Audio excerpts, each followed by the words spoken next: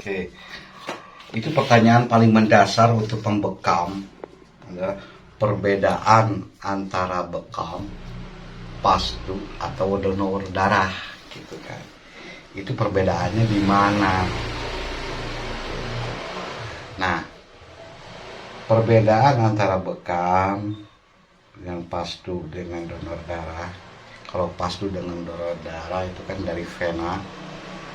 Nah, ketika mengeluarkan darah dari vena, itu semua kandungan unsur-unsur yang ada di dalam darah itu semua keluar, termasuk sel darah merah, sel darah putih atau plasma, itu semuanya ikut keluar. Tapi kalau bekam itu tidak, asalnya ada sistem filtrasi atau penyaringan, yaitu dengan cara dikop. Pengekopan itu adalah untuk filtrasi penyaringan, gitu kan. Nah, ketika dikop, nah ini keunggulan bekam. Ketika dikop itu terjadi sebutnya sel darah merah stres atau lisis. Nah, ketika stres maka sel darah merah itu akan berimprovisasi. Nah, ketika berimprovisasi, sel darah merah salah satunya akan memproduksi hormon sekretom. Nah, hormon di dalam hormon sekretrom itu ada unsur yang disebut salah satu kandungan di hormon sekretrom teh aya namanya teh growth hormone. Nah, growth hormone itu kandungan, kalau growth hormone disuntikan ke nanti ketika sel darah merah stres mengeluarkan sekretrom, terus di dalam sekretrom juga ada growth hormone fungsinya satu untuk memudahkan sel yang udah tua, sel tubuh yang udah tua itu ketika disuntikan growth hormone itu akan lebih mudah dari anu rusak itu kan cepat perbaikan. Maka tadi dia disebut kenapa bekam bisa membuat orang awet muda atau lebih muda dari itu ketika sel-selnya udah tua karena memproduksi growth hormone tadi itu sel tua jadi muda kembali. Maka orang yang nggak pernah dibekam dengan orang yang sering dibekam pasti kelihatan lebih awet muda yang sering dibekam. Ya betul. Terus ketika stres, nanti ada lagi, kalau kesananya lagi nanti memproduksi atau mengaktifkan HSP70. Nah, HSP70 itu fungsinya seperti mandor lah kalau di bangunan. Dia bakal menentukan, menginstruksikan kerusakan-kerusakan. Ketika ada kerusakan-kerusakan, dia yang akan jadi instrukturnya. Ketika bangunan misalkan rusak bagian pintu, maka dia akan panggil tukang kayu. Nah, kalau temboknya ada yang roboh, maka dia akan panggil ahli tembok, gitu kan. Nah, seperti itulah fungsi-fungsi HSP70. Jadi ketika ada kerusakan di daerah mana sel-sel mana yang rusak, itu yang akan memanggil tenaga ahlinya untuk memperbaiki, akan percepat memperbaiki. Maka ketika orang-orang yang sering dibekam itu ketika regenerasi sel, nah itu cepat daripada orang yang tidak dibekam. Nah, karena itu HSP70-nya aktif. Itu kelebihan, salah satu kelebihan bekam yang kadang-kala orang yang udah terjun di bekam gak ngerti, hanya tahu nanti keluar mengeluarkan darah kotor, titik. Udah masih gitunya. Padahal fungsinya itu yang lebih utamanya dia mengaktifkan HSP70. Peremajaan darah, peremajaan kulit ya. Nah, ketika semua sel-sel diremajakan, otomatis yang namanya remaja beda dengan yang tua. Namun lari kan remaja kencang deh. Iya. Gitu kan. Tangguh, kuatan. Itu juga kan kenapa ketika sering dibekam kesehatan kita, antibody kita akan lebih kuat. Karena sel-sel yang udah rusak, yang udah tua, itu yang tua dikembalikan jadi muda, yang rusak akan dikembalikan supaya jadi normal, di regenerasi sel. Itu memicu. Dan cuman kan kadang-kala orang tuh pengen selalu instan. Masalahnya gitu. Coba kalau rutin, kenapa? Karena kan ada anjuran, Rasulullah kan menganjurkan tiap bulan. Kenapa? Di hari-hari yang ditentukan lah, hari-hari bagus katanya. Karena dikaji, di hasil pengkajian ketika terjadi pengakopan atau filtrasi, itu kan tekanan naik. Saya lupa lagi sebab kenaikan tekanan itu. Nah, itu dibutuhkan ketika penekanan itu beberapa menit sampai saudara merah stres, maka itu cukup untuk memenuhi kebutuhan 1 bulan penekanan itu. Tak pempang, kenapa harus minimal wajib 1 bulan? 1 kali ya. 1 kali. Bikinlah sel darah merah urat stres 1 bulan sekali. Dan dia akan berimprovisasi. Bukan otak atau bukan pikiran mah bikin stres deh. Kalau otak yang pikiran bikin stres mah penyakit jadi nantinya. Penyakit ya. Tapi mau sel bikin stres iya dampaknya. Bagus gitu kan dampaknya. Kan memproduksi sekretom, terus di kandungan sekretom eta aya growth hormone yang berfungsi untuk meremajakan sel. Itu apa cairan interstisial now? Ya apa? Cairan penghubung antar sel. Ada. Bisa nanyakin, nah cairan interstisial, cairan penghubung antar sel. Antar sel teh kapan? Kan namina butir-butiran gitu kan ya. Butiran. Mun cairan eta kumaha maju kumaha saling bertemu kan gitu. Iya. Gitu tak eta cairan eta bisa. Cam kitu mah. Naon deui?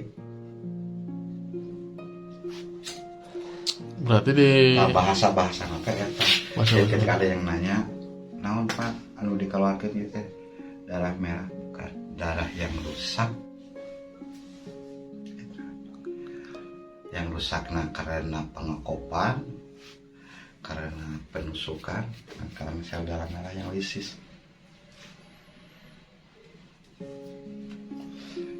Jadi satu yang keluarnya itu mayoritas cairan interstisial yang warna bening ke kuning-kuningan. Terus kenapa merah? Nah, merahnya itu teh karena sel darah merah yang rusak, yang pecah karena pengekopan, terus karena penusukan oleh jarum merembes ke cairan interstisial tadi. Jadi warna merah ke atasnya seperti darah. Padahal mayoritas itu cairan interstisial. Nah, kenapa sering dibekam?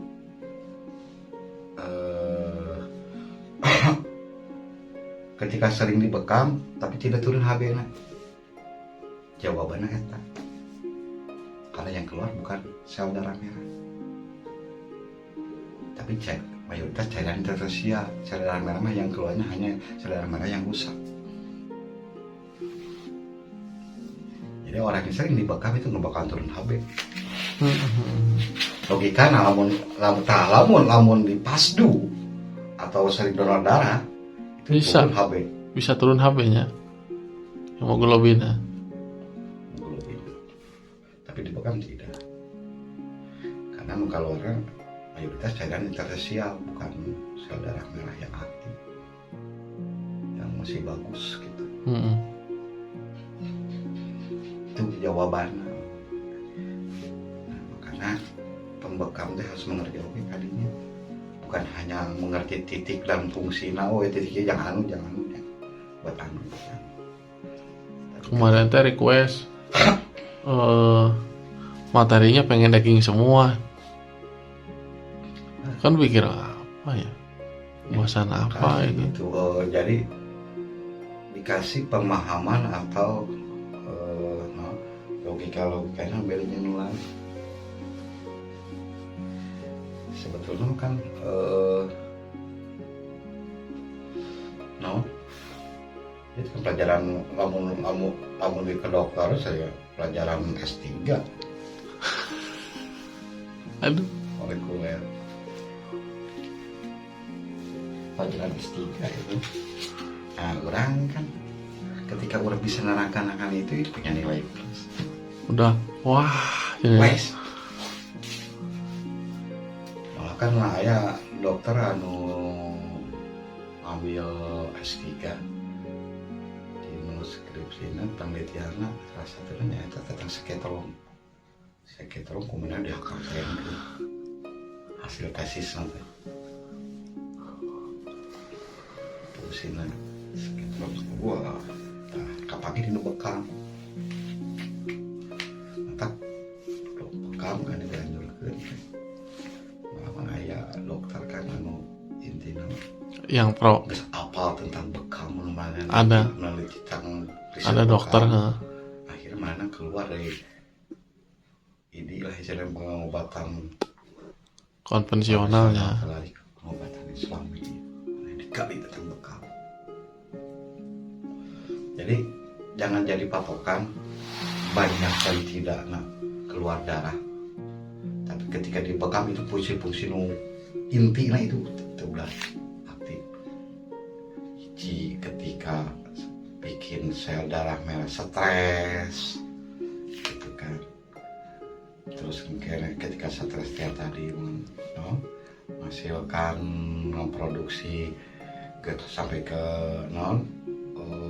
tadi teh ketrom ke hormon HSP 70 itu tahapan ujungnya HSP 70.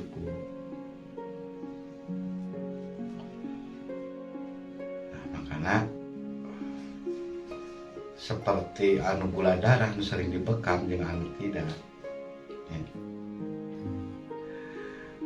Lihat amun yang gula darah kering ya sebut orang kering gitu ya.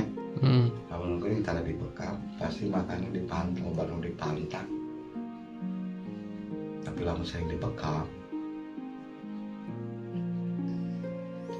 Kalau yang kerusakan ginjal itu masih bisa dibekam. Soalnya cuci darah apa tadi teh bisa kan fungsinya kan di ketika kan kenapa ada pengentalan darah? Pengentalan darah terjadi karena darah tua. Lamun tua makan tidak elastis, keelastisannya berkurang. Terus sedangkan ukuran sel darah merah itu sama dengan pembuluh darah, ukurannya 0,07 mili, itu misalnya 0,007 itu sama ukurannya. Nah jadi lubang pembuluh darah sakieu sel darah merahnya sama sakieu besaranana. Nah lamun tua ieu kurang elastis, otomatis lajuna akan lambat. Ya lambat. Kegeblegan lah itu ya. Tapi lamun muda mah itu elastis. Maka ketika ada yang sama ia akan melonjong. Lebih lancar. Nah ketika ia tua melambat maju lajuna, fungsi jantung akan berat, mompakna. Jantung berat pompa, akhirnya jantung cepat karena jantung itu otomatis kan sekian detik harus sekian kubik diedarkan darah.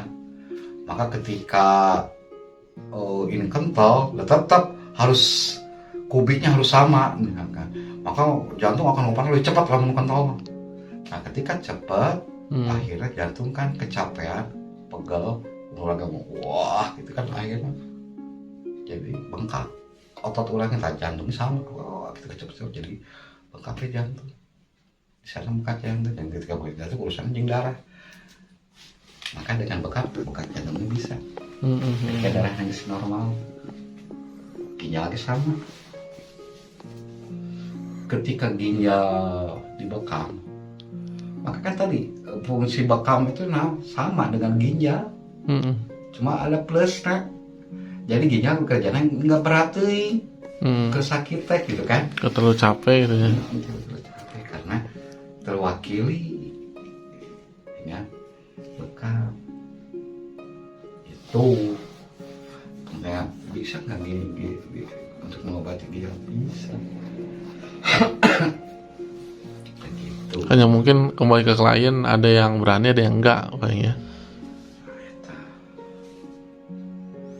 Dan pengalaman ketika ngebekam sok cuci darah dengan dia niatan yang sangat kuat dilakukan pembekaman yang tadinya seminggu sekali itu namun ke 6 hari itu merasa berat, berapa 5 hari itu mulai berat, kalau sampai 8 hari itu sekolah, ternyata itu bisa mencapai 10 hari mundur, seminggu teh masih kena.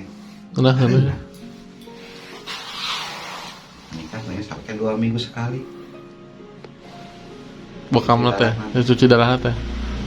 Anu tadinya kan seminggu teh 2 kali. Kalau misalnya 2 kali kayak berkurang jadi sekali terus total.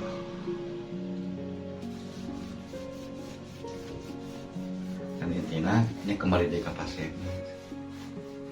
Kamu lamun pasiennya meyakini gitu kan, keyakinan yang kamu itu akan berpengaruh ke sel gitu untuk cepat regenerasi sel. Tapi kadang mereka teh suka diatur sama pihak dari medis oke, misalkan harus seminggu tuh 2 kali, ya jadwalnya ya segitu, gak bisa nawar misalkan nanti mundur seminggu atau 2 minggu gitu. Jadi si jadwalnya itu udah ditekan, dirumuskan, ya udah segitu gitu. Ya. Nah, cuman kan ketika ginjal itu lah terlalu banyak titik cuma 3 ada pokok punduknya punduk aja titik ginjal itu kan jadi tilunya. tapi itu pokok tilu itu satu menit sekali lihat ke dapat pengalaman gitu kan Yang di pinggirnya itu dia. Nah terakhir Nggak perlu alkahil berarti. Nah terakhir kali emang saya sibuk, terus mana percaya ke saya, nggak mau ku saya direkomendasikan oleh sok yang lain. Jadi berhenti, jadi saya ada nanti iya teh. Balik dari cuci darah berarti. Sampainya ini ada umur banyak, lain ku masalah ginjal yang sebanyak waktu. Tapi rata-rata yang cuci ginjal berapa kekuatan anak? Berapa tahun? Nah, berapa tahun? tinggal lu lamun-lamun sampai kanaon. Ya wafat lah, meninggal lah gitu kan. Tergantung kan kembali dari masalah itu kan dari masalahnya usia. Rata-rata kan ada rata-rata, ada yang katanya itu cuma kuat 6 bulan, dia kuat setahun atau paling lama 5-10 gitu. Ini kembali dari kan ya, tadi kan semangat pasien. Lamun pasien yang emang geus bosen. Dina ada aya kejadian atau tiap minggu ada di rumah sakit, dari rumah sakit teh nanti langsung saja beres. Ada kala di pagi ke sore cicing di rumah sakit. Ada kala tuh kan nginep nunggu antrian teh. Tah enak saking kubu geus jenuh manehna geus teh. Ayeuna naon ditelatkeun. Akhirnya terlambat ya. Tapi mungkin itu telatnya terus panjang gitu. Nah tetap dari orang karena jenuh gitu bosan. Anu geuringna komonya geus puguh anu nganter naik kan bosan. Ayeuna pasar teh geus ikhlas geus ayeuna geus make beci tidak. Rek kumaha ge lah geus ikhlas lah gitu. Ikhlas gitu. Itu. Hari aturan itu selama di Cidarahnya bisa bae. Eta mah. Oke, siap. Tangke mulai bahannya eta pelajari heula minimal ngasih bahannya kamu bisa alur. Ah, ini baru dengar ya.